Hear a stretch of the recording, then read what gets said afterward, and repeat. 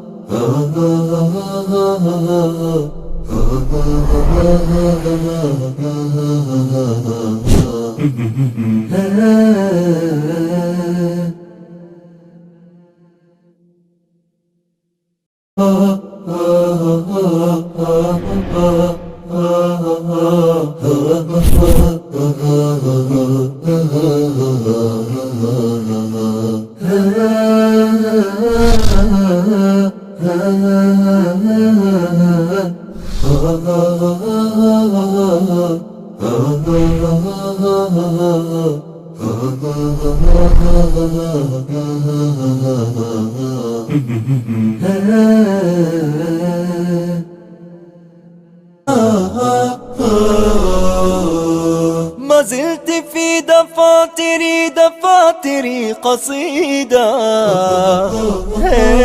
وفي ظلال أعيني كشمعة جديدة، وفي ظلال أعيني كشمعة جديدة.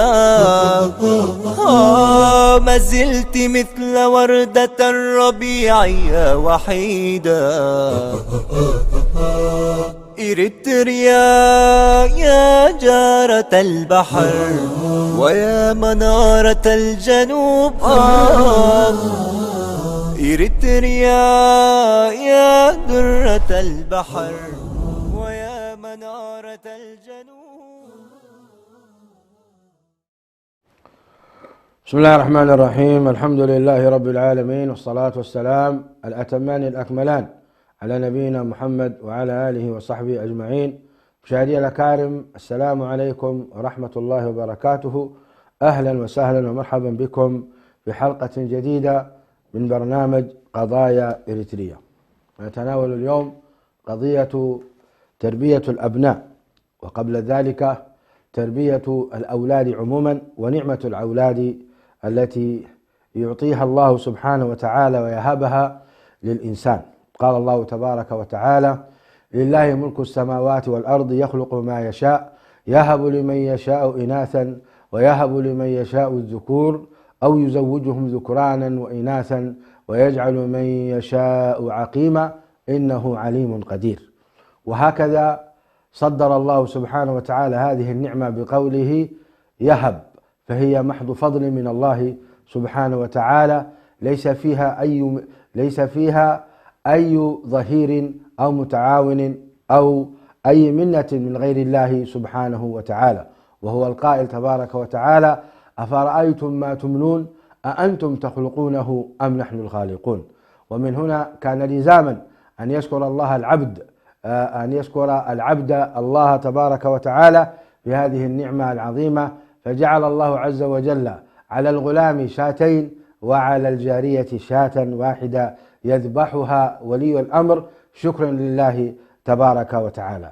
حول نعمة الأبناء، المال والبنون زينة الحياة الدنيا، وحول تربيتهم نستضيف شيخنا وتاج راسنا الدكتور حسن سلمان، الداعية المعروف والباحث في القرن الأفريقي. أهلا وسهلا بشيخنا. كما نرحب بكم مشاهدي الأكارم بهذه الحلقة، ونسأل الله تعالى أن تكون حلقة موفقة ماتعة مباركة. فإلى حلقتنا مع شيخنا على بركة الله. نجدد الترحيب بكم الشيخ حسن، وأهلا وسهلا بكم. حدثونا عن نعمة الأولاد. الحمد لله رب العالمين، والصلاة والسلام على رسول الله الأمين وعلى آله وصحبه أجمعين. أما بعد، كما تفضلت في مقدمة حديثك، فإن الأولاد من نعم الله تبارك وتعالى، وهم من الزينة. زين للناس حب الشهوات من النساء والبنين، فهم يعدون على كل من الزينة التي يعني تجمل وتزين هامات الرجال وهامات الأسر. كما أن الأبناء يمثلون امتدادا لهذا الإنسان الذي يحب الخلود. ولما كان الله تبارك وتعالى قد قضى على كل إنسان بالموت في هذه الحياة، وأن الآجال محتومة والأعمار محدودة، فقد جعل الله تبارك وتعالى هذه النفسية الموجودة والراسخة في الإنسان، نفسية حب البقاء وحب الاستمرار وحب الخلود، جعلها الله سبحانه وتعالى من خلال الأبناء والذرية. فكل واحد يرزق منا من الأولاد يشعر بأن له امتداد من بعده، وجعل الله تبارك وتعالى هؤلاء الأبناء من كسب ابن آدم ومن عمله. ولذلك قال النبي صلى الله عليه وسلم: إذا مات ابن آدم انقطع عمله إلا من ثلاث، منها وولد صالح يدعو له. فالأبناء يعتبرون بالنسبة للإنسان خلف له ومن كسبه ومن عمله، فيمكن للابن أن يقوم بكثير من الأعمال بعد موت والده، ويدخل كل ذلك في حسنات الوالد. فعلى كل موضوع الذرية هي كما تفضلت من هبة الله تبارك وتعالى للناس، وكثير من الناس سبحان الله يعني يشعرون بالحرمان عندما لا يرزقون شيئا، أيا كان بنتا أو ولدا أو بنتا أو ذكرا أو أنثى. فإذا حرم الإنسان من هذه النعمة العظيمة فلا شك أنه يكون محروما. ورأينا كيف أن عدد من الأنبياء ابتلاهم الله تبارك وتعالى بالتأخير في هذا الموضوع، فكانوا يدعون الله تبارك وتعالى ليلا ونهارا حتى وهبهم الله تبارك وتعالى في آخر العمر. وكذلك جعل الله تبارك وتعالى موضوع الذرية أيضا من خصائص الأنبياء، جعلنا لهم أزواجا وذرية، فهذه أيضا مما يعني جعله منا تبارك وتعالى لأنبيائه. على كل موضوع الأبناء، موضوع الأولاد يعتبر هي نعمة، ولكن النعمة كما هو معهود ومعروف يحتاج من الإنسان إلى محافظة وإلى اعتناء وإلى رعاية وإلى حفاظ، وإلا تتحول هذه النعمة نفسها إلى نقمة والعياذ بالله. والنعم كما هو معهود ومعروف تدوم بالشكر وتزول بالكفر. ومن شكر الله تبارك وتعالى على الأبناء وعلى الذرية هو أن الإنسان كيف يحرص على أن يصنع من أبنائه قادة، ويصنع منهم دعاة، ويصنع منهم علماء يفيدون المجتمع. وبطبيعة الحال هذه المسألة التفكير فيها يبدأ ما قبل الزواج، يعني قضية الأبناء الصالحين والذرية الصالحة لا تأتي بعد الزواج، يعني يجب الإنسان أن سنأتي عليها دكتور حسن، جزاكم الله خير على هذا البيان. سنأتي على كيفية تربية الأبناء والأولاد، لكن يعني مقدمتكم لفتت انتباهي لقضية أن بعض الناس يتمنى الذرية ولا يحصلها. من حيث المنظور الشرعي، كيف يمكن الإنسان أن يحصل على الذرية الصالحة؟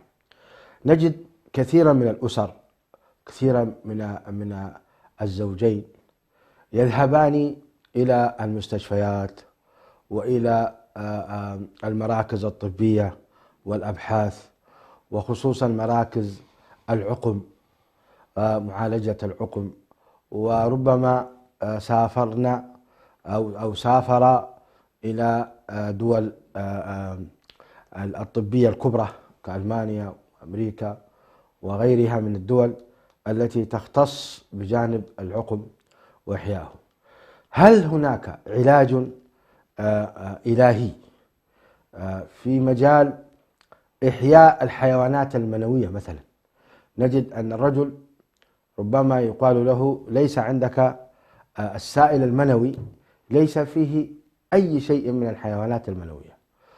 وسمعنا في وسائل التواصل الاجتماعي وفي اليوتيوب وغيرها قصص تكسر هذه القاعدة، أن الإنسان إذا لم يكن عنده حيوانات منوية لا يرزق له ولا يولد له، بل أن بعض التحاليل الطبية تذكر أن ما قل عن 1,000,000 فما دون في الغالب لا ينجب الشخص. حول هذا هل لديكم نظرة شرعية تحيي الأمل، خصوصا أن زكريا عليه السلام قال: رب لا تذرني فردا وأنت خير الوارثين. ونبي الله إبراهيم قال: الحمد لله الذي وهب لي على الكبر إسماعيل وإسحاق إن ربي لسميع الدعاء. وزوجتي هذين النبيين العظيمين كانتا عاقرتين أو عقيمتين، ومع ذلك حصل الخصب، حصل الولادة، الحمل ثم الولادة. ما هي النظرة الشرعية، وكيف ممكن الإنسان يعالج هذا الأمر مع علاجه الطبي؟ لكن للأسف كثير من الناس تتعلق قلوبهم بالأطباء وتتعلق قلوبهم مراكز العقم ويسافرون ها هنا وها هنا، وربما يكون الأمر أيسر من ذلك بكثير. الميكروفون لديكم. على كل، فيما يتعلق بأمر الإنجاب وأمر يعني الذرية، كما هو معهود في كتاب الله تبارك وتعالى، هو أمر قبل كل شيء متعلق بالله. فالله سبحانه وتعالى هو الذي يهب لمن يشاء إناثا ويهب لمن يشاء ذكورا ويجعل من يشاء عقيما. والقرآن الكريم سبحان الله في مفرداته دقيق جدا، بحيث لا توجد مفردة تطابق المفردة الأخرى. فمثلا مفردة العقم لا تطابق مفردة العاقر. العاقر هو الذي يعني يكون يعني الضعف الذي ذكرته أو الفساد الذي يكون في الرحم، الفساد الذي يكون في الرحم أو الضعف الذي يكون في الرجل من حيث الكمية ومن حيث هذا يسمى عاقر. العقم هو عدم القدرة مطلقا على الإنجاب. والله تبارك وتعالى ذكر في الأمرين، ذكر أحد الرسل أنه كان عاقرا، وكانت امرأتي عاقر زكريا. نعم. وذكر في موطن آخر عقيم، فمعناها مختلفتين. بالنسبة للعاقر قال أصلحنا له زوجه.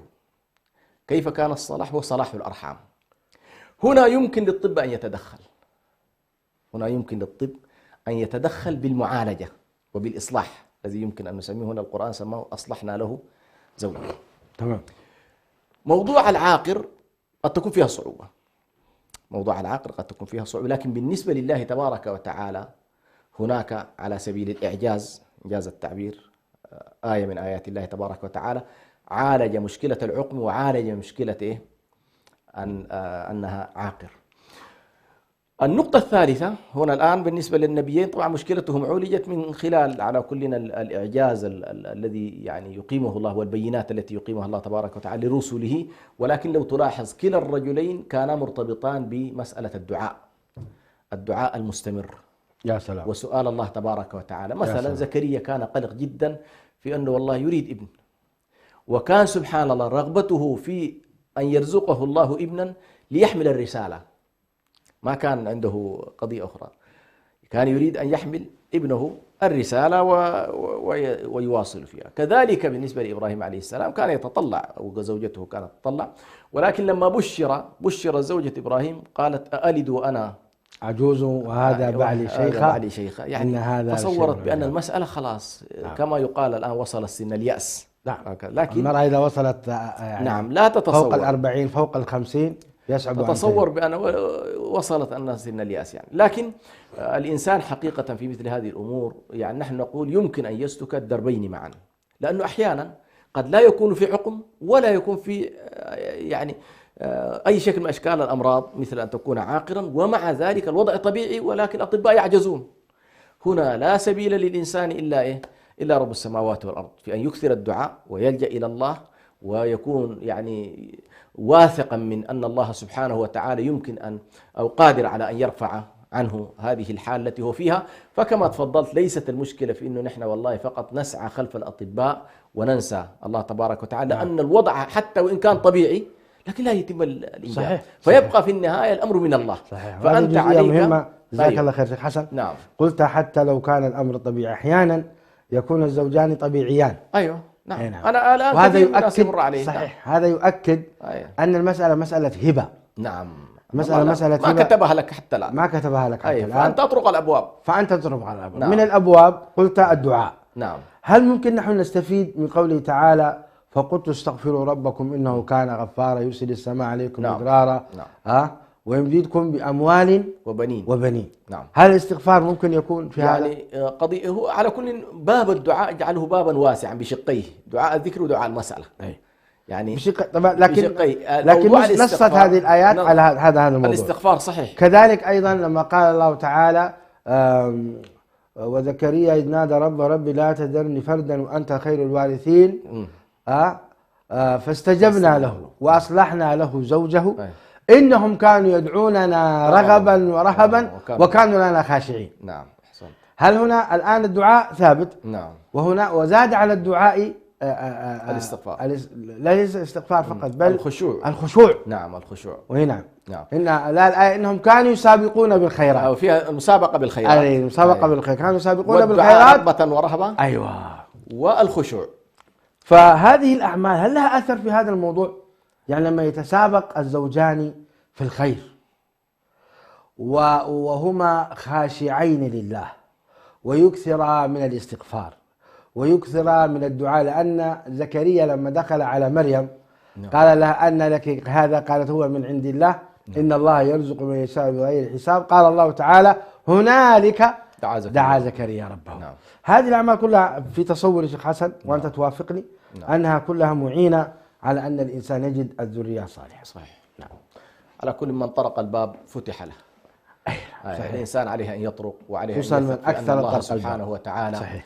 يعني في نهاية المطاف من تعلق، يعني وهذه قاعدة أهل السنة عموما، من تعلق بالأسباب وقع في الشرك، ومن ترك الأسباب وقع في المعصية. صحيح. يعني أنت عليك أن تأخذ بالأسباب، لكن قلبك اجعله معلق بالله، وحتى لو تيسرت لك الأمور والوضع طبيعي قد لا ترزق، وبالتالي لا بد من طرق الأبواب، ولا بد من دعاء الله تبارك وتعالى، ولا بد من الاستكثار من الاستغفار لله تبارك وتعالى، ولا بد من الخشية والرغبة، هذه كلها، ولا بد أيضا من الأعمال والبعد عن معصية الله وعن إغضابه. نعم. كيف أنت تريد الذرية الصالحة وأنت تحاربه ليلا ونهارا مثلا؟ نعم. صحيح. تحاربه بالمعاصي وتحاربه بأذية الجيران، تحاربه هكذا، ما يمكن. صحيح. لا تنال رضا الله بمعصيته. نعم. قلت يا شيخ حسن الأبناء نعمة وقد يكونون نقمة. كيف ذلك؟ الأبناء نعمة، وهذا الأصل، أن ما امتن الله تبارك وتعالى به على الناس ونعمة، لكن تأتي النقمة من خلال عوامل خارجية ليس من ذات الذرية. يعني كونك رزقت هذه نعمة، لكن العوامل الخارجية، وهو أن هذا الابن الذي رزقته عدم الاهتمام به، عدم تربيته، عدم تعليمه، عدم رعايته، تركه هكذا يكون فقط أنت تهتم بالجانب المادي فيه من الأكل والشرب والملابس والراحة البدنية، ولكنك لا تهتم بالجانب الروحي فيه والجانب التعبدي فيه والجانب العقلي وتصويب هذا الشاب أو هذا الطفل، هذه كلها قد تحوله في نهاية المطاف إلى شخص عاق، وقد يتحول والعياذ بالله من حالة العقوق للوالدين إلى حالة الكفر بالله. هذه على كل التجارب تثبت ذلك، فيمكن أن يتحول حينها إلى نقمة على والديه، وإلى نقمة على المجتمع، وإلى سخط على كل عام. أفضل من ربى الأطفال ووجههم وأدبهم هو رسول الله صلى الله عليه وسلم. هل تعطونا مواقف من ذلك ممكن نستشف منها ونستفيد في تربية أبنائنا؟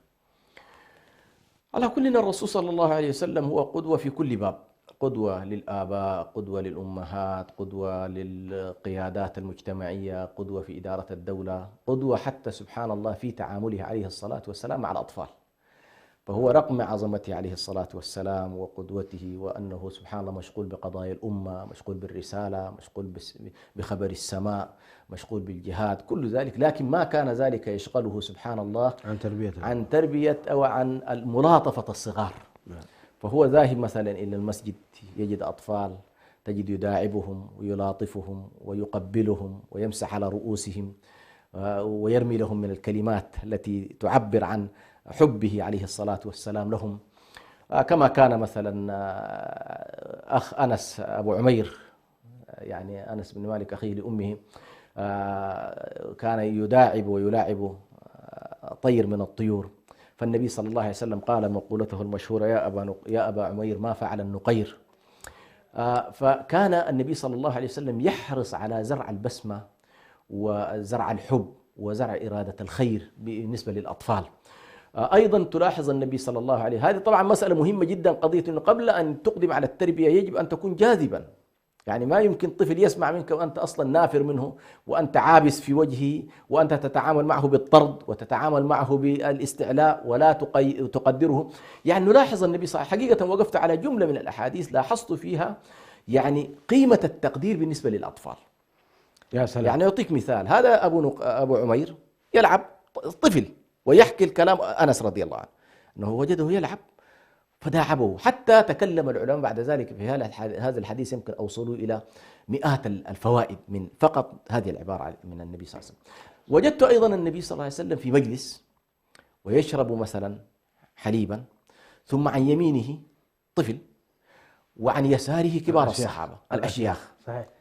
فقال لهذا الطفل الآن الدور دوره والحق حقه، يعني الشرب يذهب بالاتجاه الميامن. قال له: هل أعطي الأشياخ الله. أم أعطيك أنت؟ نبي يستأذن. طبعا النبي عليه الصلاة والسلام يستأذن. لاحظ الآن نحن في مجالسنا هذه القضية النادرة، نادرة جدا، أنه هذا الطفل البعد النفسي في هذه المسألة، البعد التربوي فيها، التقييم. يعني لا الكبار شعروا بأنه كيف النبي صلى الله عليه وسلم يستأذن هذا الطفل ويهملنا، ولا نظر النبي أيضا إلى أن هذه قضية حقوقية. لاحظ كيف أن النبي صلى الله عليه وسلم تعامل مع هذه المسألة حق هذا الطفل. قال: والله يا رسول الله ما أثير عليك على فضلك أحد، أنا داير حقي. فأعطاه النبي صلى الله عليه وسلم فشرب، ثم مرت بعد ذلك. هذه تعطينا كيف أن النبي صلى الله عليه وسلم في مجلس، الآن مجلس كبار ليس مجلس، أولا ما طرد هذا الطفل، ثم موجود. أعطي حقه عليه، أعطاه النبي صلى الله عليه وسلم حقه. دقيقة في نقطة ما تريد. نعم. عندنا في البلد نعم، يعني نادر ما يجلس الابن الصغير مع الكبار. نعم. نعم. وغالبا ما يقال: أنت ولعة أرحق كاب عبيتي، يعني لا تجلس مع الكبار. نعم. هذا عشناه نحن. صح. عبيته خوف هيتبل. نعم. لا تجلس مع الكبار. أيوة. بينما النبي عليه الصلاة والسلام يأذن للصغار أن يجلسوا مع الكبار. ما فائدة ذلك؟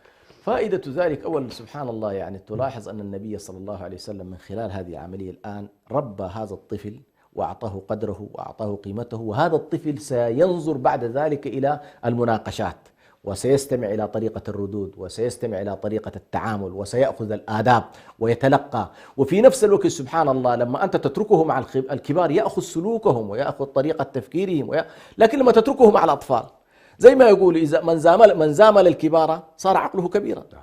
اللي يزامل الكبار يصير عقله كبير، لكن إنما تطرده ويظل دائما مع الأطفال. هذه على كل سبحان الله. حتى بعد النبي صلى الله عليه وسلم كان أصحاب النبي صلى الله عليه وسلم يجالسون، يعني عمر بن الخطاب مثلا كان في مجلسه مثل ابن عباس مثلا وهو صغير، ما كان يطرده. على كل حال للأسف الشديد هذا نمط طبقي أكثر منه نمط إسلامي. يعني النمط الإسلامي تجد أن الأطفال في المسجد موجودين في مجالس النبي صلى الله عليه وسلم، ولكن يلتزمون يلتزمون الأدب. ودائما ما سبحان الله إذا وضعت الطفل مع الكبار يكون دائما منضبط ودائما ماخذ احتياطاته أكثر مما يكون لحاله فيكون مشاغبا. فعلى كل هذه المسألة من الأشياء. أيضا لاحظت أن النبي صلى الله عليه وسلم ذات مرة، هذه في قضية الاختيار، لاحظ هنا في ممارسة الحق.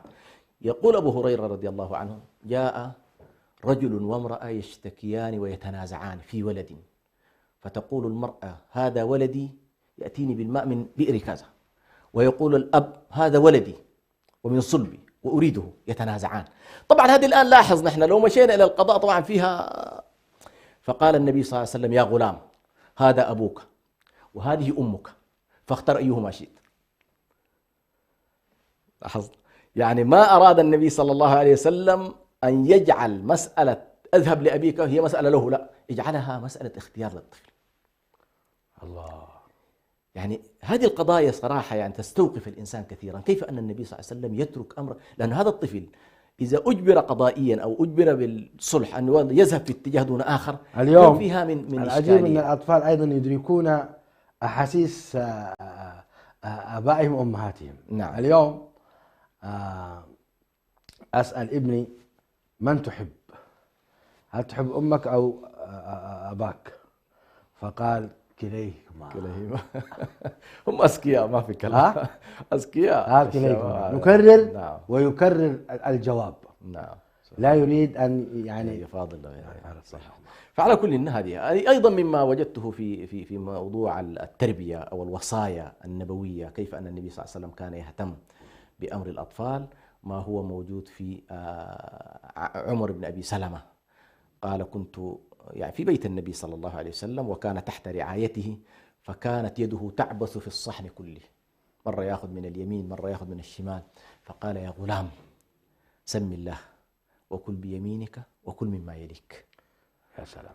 لاحظ هنا النبي صلى الله عليه وسلم يشاركه في الأكل. برضو واحدة من الإشكالات أحيانا بعض الناس لا يجلسون الأطفال على هنا. لاحظ الآن الطفل هذا يجالس النبي صلى الله عليه وسلم ويأكل معه ويعبث بالطعام، ولكن النبي صلى الله عليه وسلم يربي ولا يعنف، يا غلام سم الله وكل بيمينك. لاحظ الآن هنا طيب سبحان إبعاد الله. الأبناء من المواعيد عادة. أيوة حتى هذه أيضا واحدة من الإشكالات. صحيح، نبعد الأبناء. ها صحيح. يا حرمة سيري أولادك. أيوة. لازم عندي ضيوف.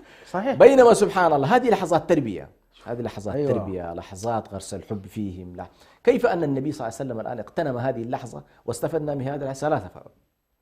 سم الله وكل بيمينك وكل مما يليك. الله. فلو لم يكن هذا الطفل مع النبي صلى الله عليه وسلم لكان ما استفدنا شيء. أيضا كان النبي صلى الله عليه وسلم يحملهم معهم في دابته، كما هو حديث ابن عباس رضي الله عنه. قال يا غلام إني أعلمك كلمات. الله.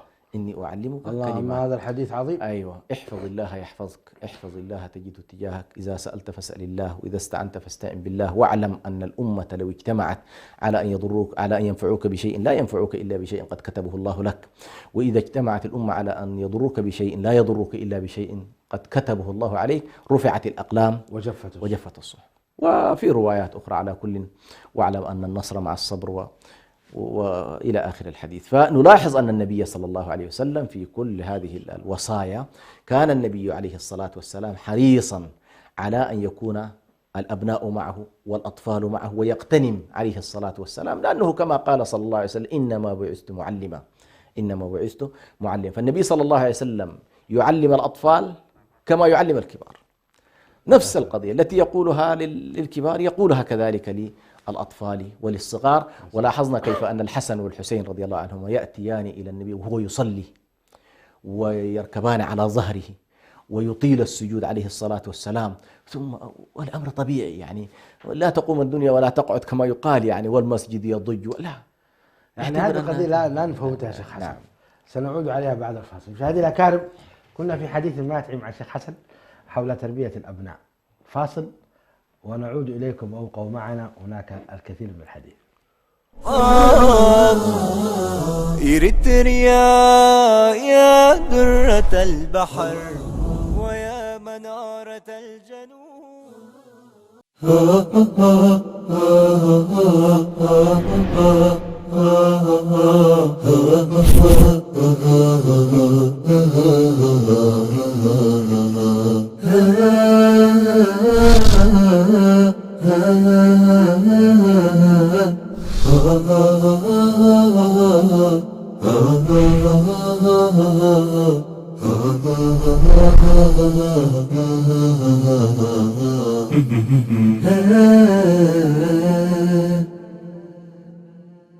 أبدأ بسم الله الرحمن وبالرحيم دائم الإحسان، فالحمد لله القديم الأول والآخر الباقي بلا تحول.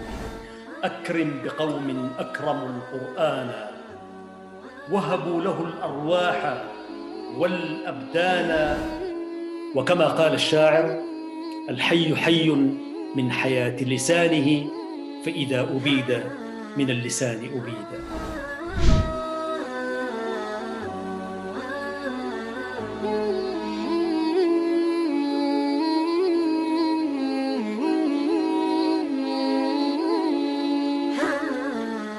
يعلم كما ورد في الأثر بأن الله عز وجل يعطي هذه الدنيا لمن يحب ومن لا يحب، ويعطي الآخرة لمن يحب. وقلنا أن حروف الإخفاء 15 حرفا مجموعة في قول الناظم: صف ذا ثنى كم جاد شخص قد سما، دم طيبا زد في تقى ضع ظالما. بسم الله الرحمن الرحيم.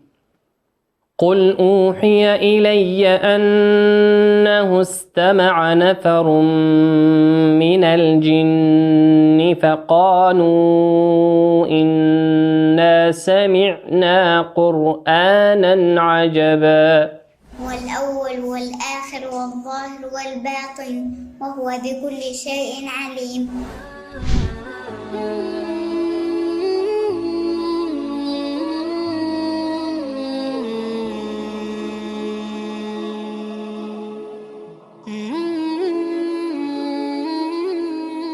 وهذا البرنامج يتناول تاريخية اللغة العربية في مر العصور والدهور، ومن حيث نهضتها وانتشارها.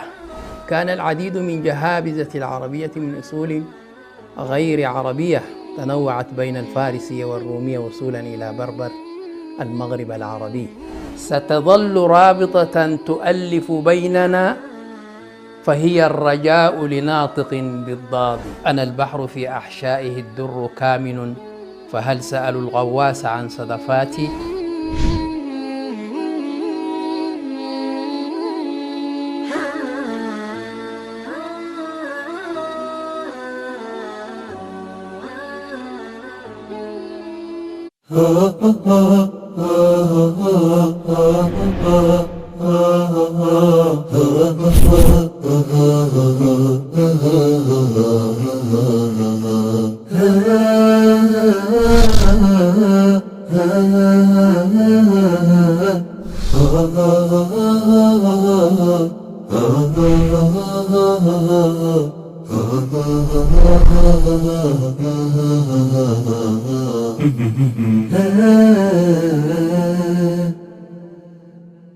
جنوب إريتريا يا درة البحر ويا منارة الجنوب. السلام عليكم ورحمة الله وبركاته. نجدد الترحيب بكم مشاهدينا الكرام. كنا في حديث ماتع حول تربية الأبناء مع مواقف جميلة ورائعة من هدي رسول الله صلى الله عليه وسلم في تربية الأبناء مع الدكتور حسن سلمان. نواصل الحديث. شيخ حسن، ذكرت حديث الصحابي الجليل الحسن وهو صغير قد ارتحل النبي صلى الله عليه وآله وسلم وهو ساجد وخلفه المصلين، فقال إني كرهت أن أقطع عن ابن هذا حتى هو الذي يقطع، كما قال عليه الصلاة والسلام. تعليقكم حول هذا في حين أن في إريتريا وفي بلادنا يعني في الغالب أن الطفل ينتهرونه المصلون ويؤدبونه ويبعدونه عن الصفوف الأولى، وإذا ما أزعج أو ارتكب أي يعني خطأ فتقوم القيامة ولا تقعد، ويعني تعلو الأصوات ويتشاجر المصلون، وربما الإمام يعني شد على الطفل وهكذا.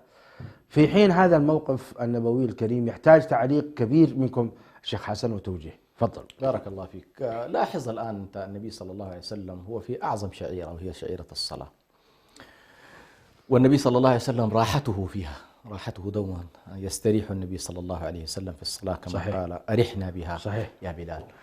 ثم أيضا الصلاة يعني من الآداب المهمة فيها أنك تغيب عنها التشريك، لا تدخل فيها ما ليس ما هو خارج عنها. لكن لاحظ النبي صلى الله عليه وسلم مع كل ذلك يأتي هذا الطفل ويركب على ظهره، والنبي صلى الله عليه وسلم لا يريد أن يقطع عليه هذه الحالة فيطيل على كل، لكنه يبدو أنه يطيل الإطالة المناسبة. النبي عليه الصلاة والسلام يطيل الإطالة المعقولة والمناسبة. فلما يسأله الصحابة بعد ذلك يقول ما أردت أن أقطع عليه هذه الحالة. هنا تلاحظ أن الصحابة رضوان الله عليهم كانوا على نمط عالي جدا من التربية، واضح جدا. الناس ما أقامت الدنيا زي ما ذكرت ولا أقعدتها. في مجتمعاتنا للأسف الشديد هنالك فهم خاطئ لموضوع المسجد، هنالك فهم خاطئ لموضوع الطفولة، هنالك فهم خاطئ لوضعية الأطفال داخل المسجد. هذه كلها على كل وضعيات، جزء منها قد يكون مبني على بعض الأحاديث الغير صحيحة، مثل أنه والله الأطفال مثلا دائما نجعلهم في الصفوف الخلفية. هذه كلها قضايا على كل لها علاقة بما ذكر. أيضا تلاحظ النبي صلى الله عليه وسلم مثلا يدخل إلى الصلاة بنية التطويل، فيسمع في صفوف النساء طفل بكاء، نعم طفل، فيخفف عليه الصلاة والسلام شفقة بأمه. المرأة طبعا في هذه الحالة حتكون يعني قلقة، ومن حولها أيضا قد يكونون قلقين. فلاحظ في كل هذه الحوادث النبي صلى الله عليه وسلم ما ثبت عنه أنه قال لا تأتوا بالأطفال إلى المساجد أبدا. كل يعني يحصل كل هذا، يأتي هذا ويركب على الظهر، ويأتي هذا ويبكي في المسجد، ويكون النبي صلى الله عليه وسلم على المنبر يخطب، ويأتي الحسن والحسين وينزل النبي صلى الله عليه وسلم من منبره ويقطع الكلام ثم يحملهم. هذه كلها مؤشرات سبحان الله النبي صلى الله عليه وسلم يعطيها لكيف ينبغي أن نتعامل مع هذا الطفل، وأنه الرحمة المهداة مع الجميع، وأنه الرحمة المهداة. هنا نلاحظ طبعا سبحان الله في مسألة مهمة جدا، يعني يقال بأن المواقف الطفولية لا تمحى من الذاكرة. يعني هذا الطفل الذي قلت له كلمة طيبة أو قلت له كلمة سيئة، ويمكن كلنا في طفولتنا عندنا مواقف، اي والله، فتجد سبحان الله الطفل يأخذ موقف من شخص، موقف طفولي، صحيح، يقول فلان لا أحبه. ليش ما تحبه؟ والله فلان عمل لي كده في الطفولة، ويقول لك فلان أنا أحبه لأنه صحيح. أنا طالع من أعطاني كذا. دعني أذكر لك نعم، سنة تقريبا 79 أو 78 أخذني أبي إلى صديق له في إحدى الأسواق في السودان. نعم. وكنت كبقية الأطفال ألعب في السوق وحول دكان هذا الصديق. نعم. فزجرني. نعم. زجرني وسبني إلى يومك هذا لأكثر من 52 سنة لا أنسى هذا. غفر الله له، ربما يكون مات، ولكن لا تزال في ذاكرتي. نعم سبحان الله. أيوة. شوف هذه ما هي المعلومات 52 سنة كالنقش. معلومات الصغر كالنقش. أيوة. النقش في الحجر. تجد أنت الآن موقف قبل 10 سنوات تنساه، وموقف الطفولة لا تنسى. فالنبي صلى الله عليه وسلم هو طبعا عليه الصلاة والسلام سلوكه وكلامه وأفعاله يعني كلها سبحان حق ورشد مختلفة عن الآخرين. فالنبي صلى الله عليه وسلم معصوم مستعصم، يعني كما هو حال القرآن. على كل ذلك سبحان الله يدلنا أن النبي صلى الله عليه وسلم. طيب، هذه مرحلة الطفولة ورأينا كيف يشبعها النبي عليه الصلاة والسلام. وكنا في حديث معك شيخ حسن حول نعمة المرضعة وبئسة الفاطمة. لو تشرح لنا هذا الحديث، ما المقصود به فنعمة المرضعة وبئسة الفاطمة، وخاصة أنه يتعلق بالأطفال. هل لمن أتم الرضاع له أثر، وما لم يتم الرضاع له أثر؟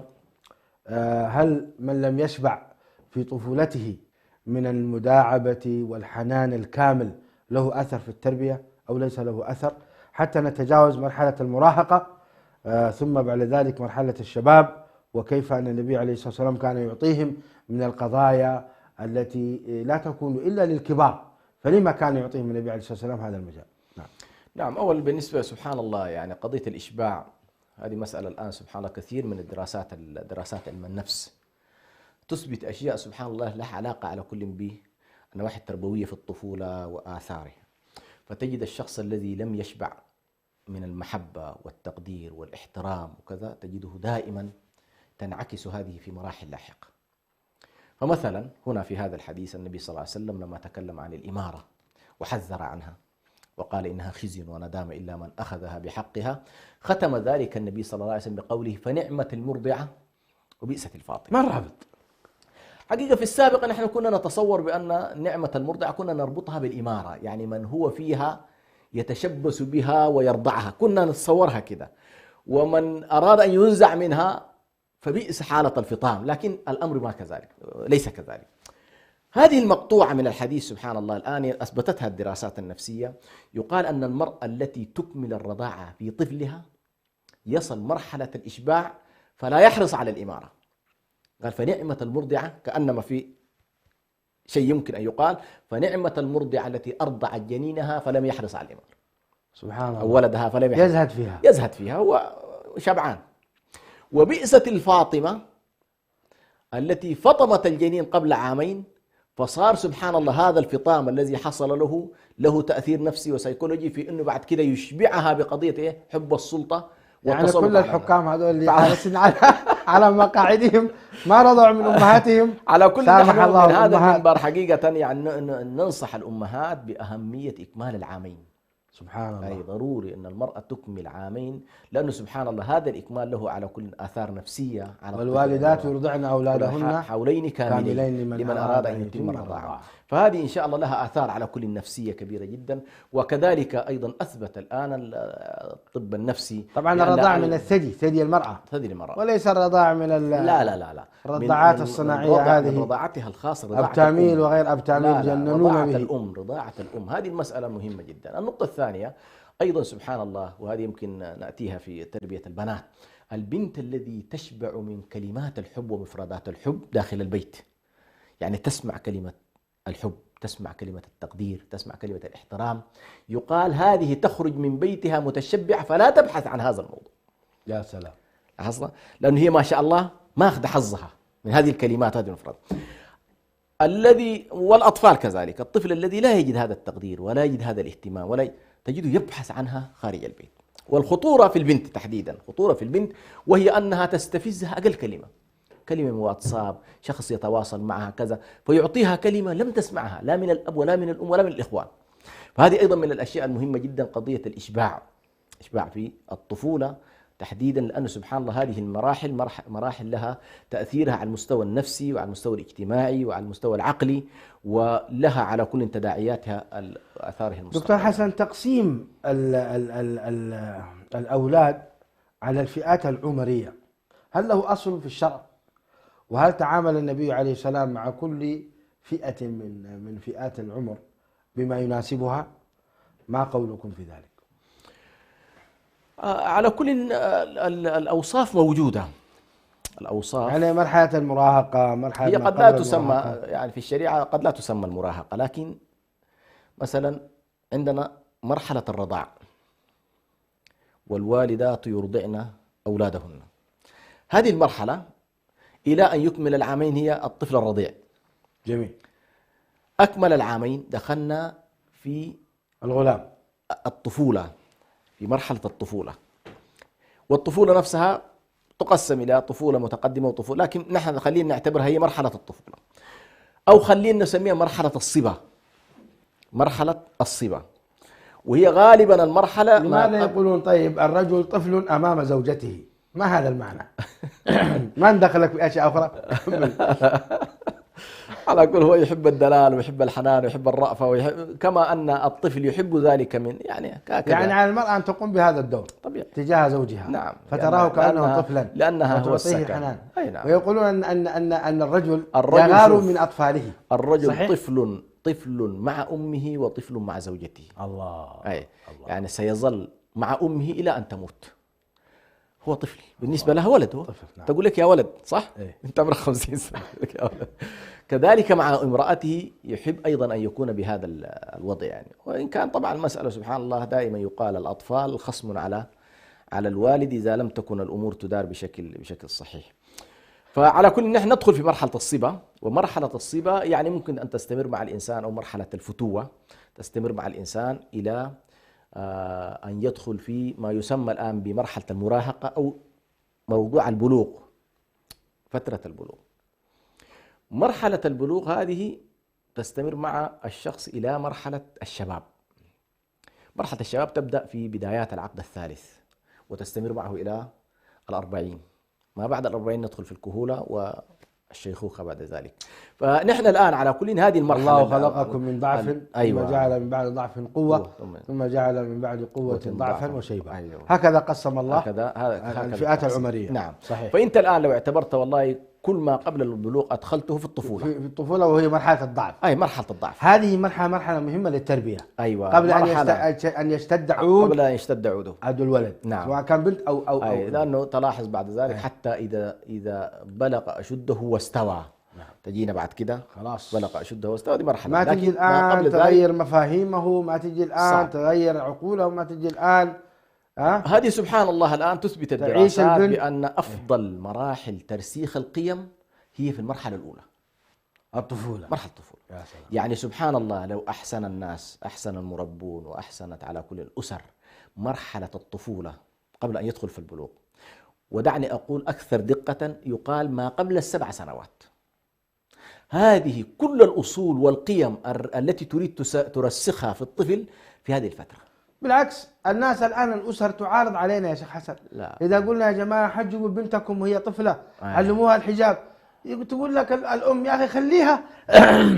لا سبحان الله. ولو قلت لها علم طفلك الصدق وهو صغير، لا تكذبي عليه، لا لن يحاسبه الله، هو في فترة الطفولة ليس عليه حساب. إذا فليكذب ما شاء، فليسرق ما شاء، وهي فلتلبس ما شاء تلبس، حتى ربما رؤيا سروالها الداخلي، ولا يهمهم ذلك الأسر مع الأسف. نعم. وأنت تقول لنا الآن وتربينا وتعلمنا، تقول أن مرحلة الطفولة مرحلة مهمة لغرس القيم. نعم. ليت المشاهدين يتابعون هذا الكلام ويجعلونه نصب عيونهم. نعم. فنلاحظ أن مرحلة الطفولة تستطيع أن ترسخ فيها حب الصلاة. مروهم ل7 واضربوهم ل10. هذه المرحلة تمام.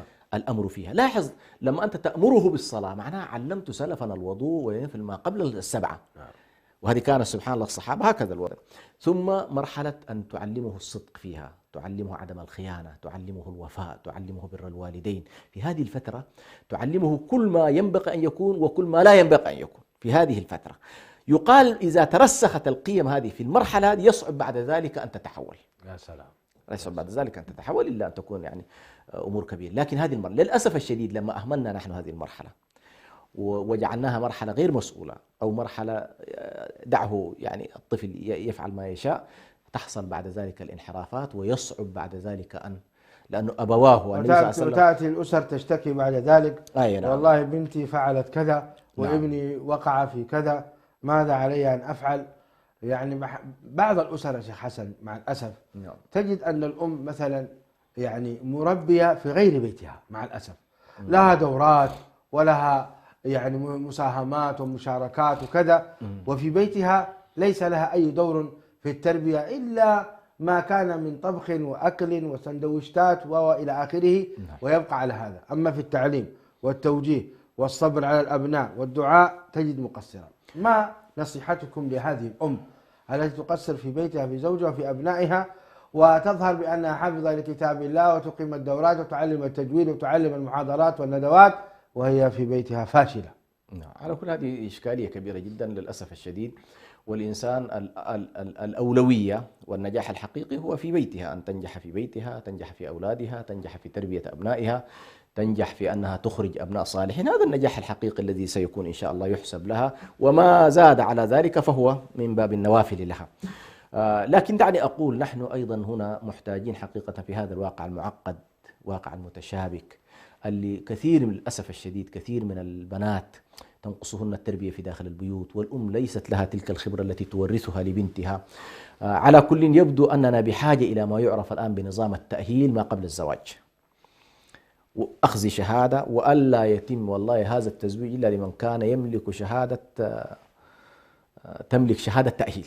هذه على كل بعض الاتجاهات الآن، ويا ريت الدول تتجه لهذا، بمعنى أنه قبل الزواج أو خلاص الرجل والشاب والشابة يريد أن يرتبطوا في هذه المرحلة يفترض جميعهم يؤهلوا. هذا يؤهل للأبوة والمرأة تؤهل لإيه؟ للأمومة والبنوة. يا سلام. هذه سبحان الله. لماذا أقول هذا؟ في حين أن الدول سبحان الله تحرص على أن يتم الزواج عبر الفحوصات الطبية. هي تحرص على الجانب المادي. جميل. أنت تحرص على الفحوصات الطبية صحيا. نعم. طب ألا تحرص على الفحوصات المعنوية أيضا؟ أيوة. لأن الهدف التأهيل المعنوي، أيوة. التأهيل النفسي. لأن الهدف من الزواج أن تقيم أسرة. ما فائدة إذا كانوا صحيحين من حيث الصحة وسقيمين من حيث المعنى والتربية؟